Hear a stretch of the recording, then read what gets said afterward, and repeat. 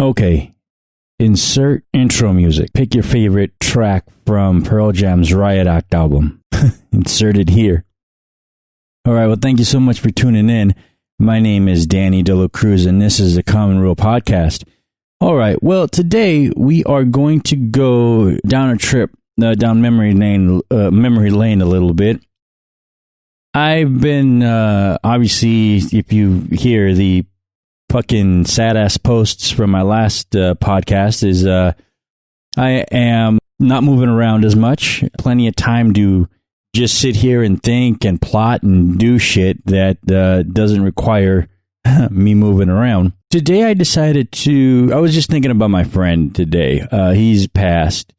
And I was thinking about the album Riot Act from Pearl Jam, and I played it. If you are just a casual Pearl Jam fan, Riot Act to you might be some sort of obscure album. You might not even know that it's out, but it is a great album. If you don't have a favorite intro track for Pearl Jam from Riot Act, I suggest you get one by listening to the album. I was realizing that this album, man, it is 17 years old this year. Now, I just picked up the album. I felt like listening to a couple of songs on it. And I was just remembering what the olden days. Now, what happened with Riot Act and my friend, a couple of friends, my friend Jason and my friend Kurt, is that soon after that album, we decided to take a trip to Seattle. The album came out, I believe, now don't quote me on this, I believe it came out in November. And I guess I could fucking check, but whatever. It came out in November, and in December, we went up to Seattle for a trip to go see them play a show or two. I don't remember. I've been to Seattle up and down since a few times to go see Pearl Jam, but this particular day or this particular time, it was for Riot Act, and I just remember it being cold. Now, I loved this trip for a lot of reasons. Even before I was really into photography, I knew that I liked taking pictures. I knew that I thought at the time I had an eye for it. Obviously, as you learn more, you realize you don't know shit when you're starting out. But I thought I had a pretty good knack for it. But I never took it seriously. What I really wanted to do was make videos and make films. And I had bought a video camera to start documenting our trips. Our friends, and I've spoken about this, I may have spoken about this before, either on a podcast or on a blog note. We love Pearl Jam a lot, and we go to as many shows as we possibly can, especially if they are down in Southern California or somewhere around there, especially San Diego, Los Angeles. But we've made it out to Phoenix during one tour, and Las Vegas for more than one tour. And we've even gone up to San Francisco to catch and Santa Barbara and, San Bernardino and all that jazz. And, of course, we've gone to Seattle a few times. Now, it occurred to me that maybe I should start documenting these trips and end up making a cool little movie for us to remember when we grow old and look back on this shit and blah, blah, blah, blah. And so, yeah, I ended up buying a video recorder, a little Canon thing, and I remember just getting a hell of a deal at it at the store because it was an open box, and I'm like, oh my god, it's like it's meant to be. So I bought the little camera, and I ended up taking also my dad's film camera. It's an old Minolta, and it was too much camera. I didn't know what the numbers and the gadgets were on it. Since I've deciphered the illusion, of course, but at that time, I just basically put the camera on A and just started clicking away.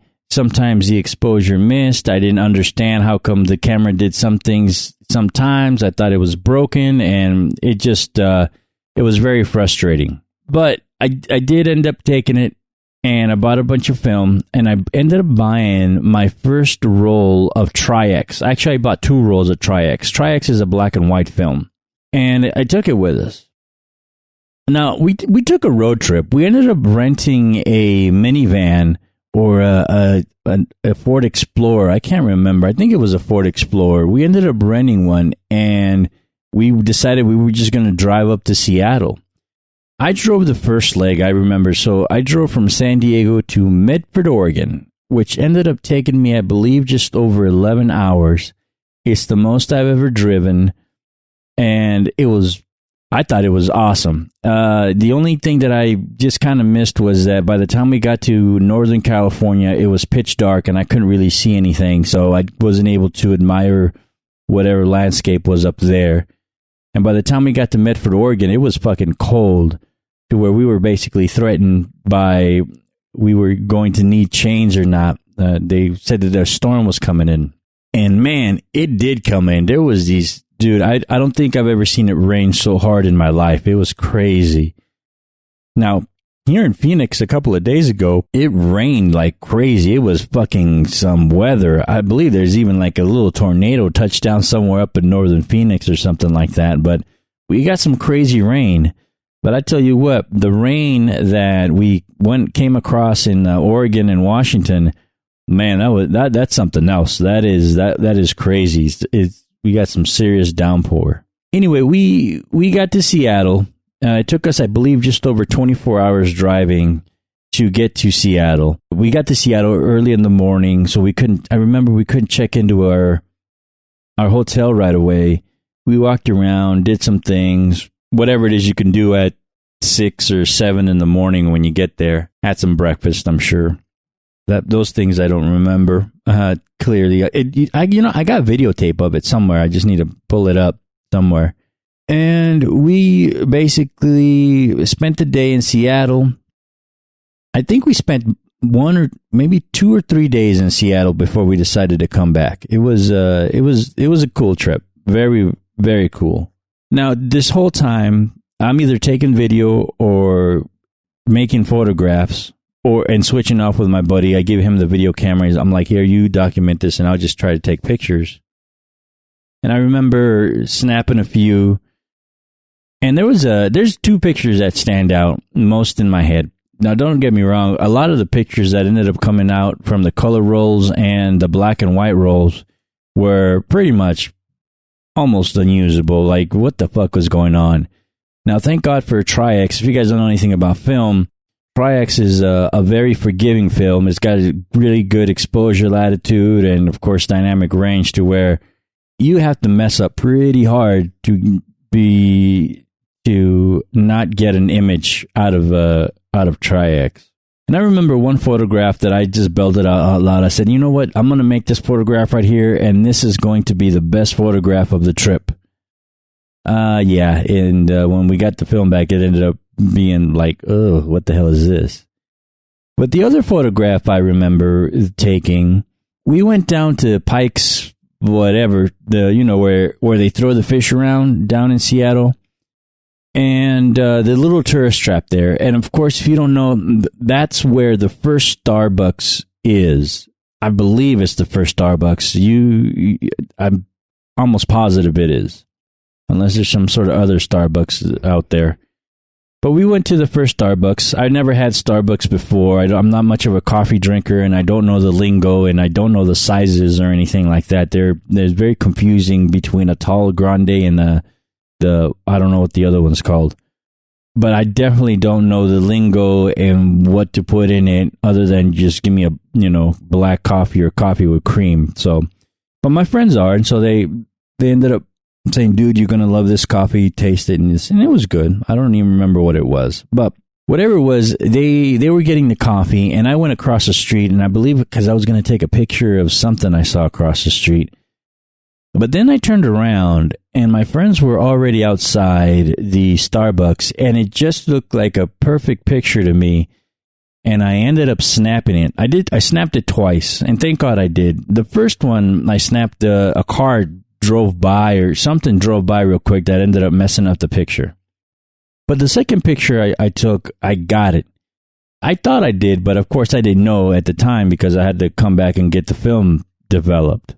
I wasn't doing any developing at home at the time, and I sure as shit didn't know what the fuck I was doing with the camera, so I had my fingers crossed. So when we got home and we got the pictures back and printed, we went through all these pictures, and they were cool, mostly just a lot of snapshots and a lot of, things that only we'd appreciate. There definitely wasn't too much real photography happening there. But then I saw the Starbucks picture, and all of us looked at that picture and went, damn, yeah, that's a photograph right there. It just looked cool. It looked like I knew what I was doing.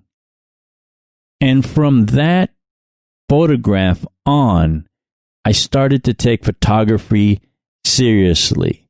Now, I more or less taken pictures before using the dad's camera and got lucky on a couple shots.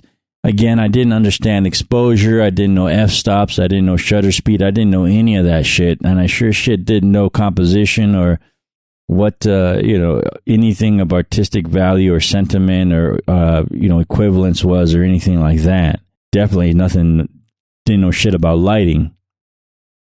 Now, from that moment on, though, it triggered something.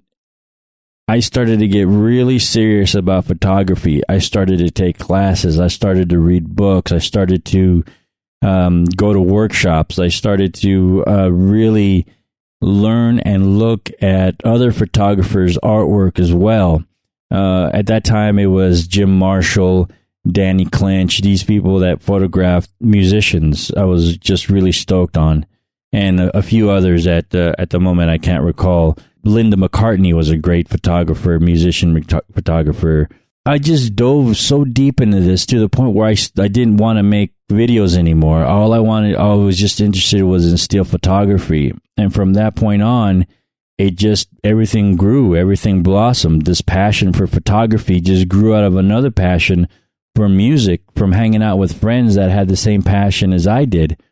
And that was a great nurturing environment for me. I don't know why it took so long to find friends like that, but once I did, it was really a blessing. And I wish everyone has friends like that. I know we don't all get the opportunity to jive with a lot of people, and I don't know, it just kind of seems harder in this day to find someone who may or may not be as passionate as you are. But it really comes down to, we just had as small as it really was a community. We have a bunch of friends and we all went to concerts together. And while some of us were casual fans of, not just Pearl Jam, but maybe music in general, some of us were really passionate about, of course, Pearl Jam, but just rock and roll and music in general, to where we were always showing up at the same venues. We're always showing up at the same concerts, whether we go together or just happen to be there. And it grew from there, where now I'm going to places like in San Diego, like the Casbah, of course, the House of Blues, the Soda Bar, there was the Zombie Lounge at the time. All these places that I ended up going to because of music, because of photography, that just spiraled into this thing now, that a passion/obsession.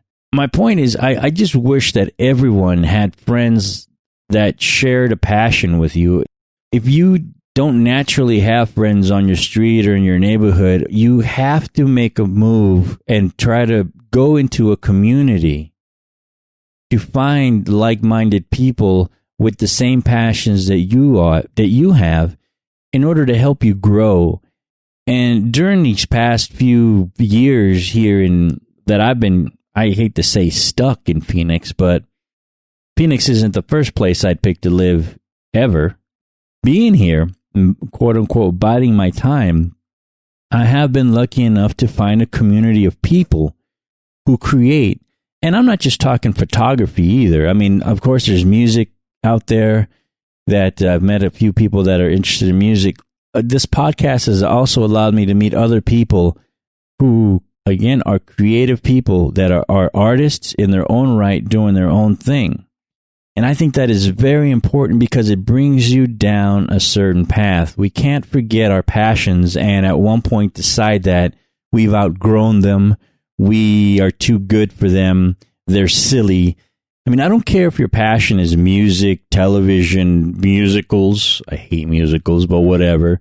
Video games, computers, food, being a chef. Those are genuine passions. And, as long as you're not hurting anyone, even the BDSM community, these passions, these communities that build out, have better people in them, because they treat each other not just with respect, creatively and emotionally, but also support each other. And that's just something that seems like we are lacking right now. is a genuine support of someone else's art. I'm just feeling this vibe lately where, hey man, we just need to get it together. And I'm very grateful for things like Phoenix Film Revival and Beers and Cameras. And those specifically have to do with photography. But I am sure that if you look, and if you're into collecting stamps, or if you're into fucking podcasting, or if you're into, I don't know, man, just, shoes, there's a community out there for you, whether it's online or in person. I highly suggest going out there in person. That would allow you to at least break the monotony of your everyday life if you are in a funk, but at best, make you a better person creatively, emotionally, and have support. I listened to this whole album today, and man, it just came back and flooded me with a lot of emotion and a lot of great memories. And yeah, I miss my friend, and I wish we would have talked more towards the end. But I can't regret the times that we've had while we were out there being crazy, being silly, probably spending way too much money, but overall just following our passion for something that at some point is very trivial to other people, that they just don't see it. But what's even more grateful and fulfilling is that I am here today because of that fucking trip back there. I am here creatively and emotionally because of that trip, because of that fucking photograph. It's a shitty photograph. It's not going to definitely win any awards, but it triggered something, and it just snowballed from there, as they say. Well, I hope my buddy Kurt's doing good out there. Thank you guys for listening. I really appreciate it. Insert your favorite closing track from Riot Act from Pearl Jam here, and enjoy your youth.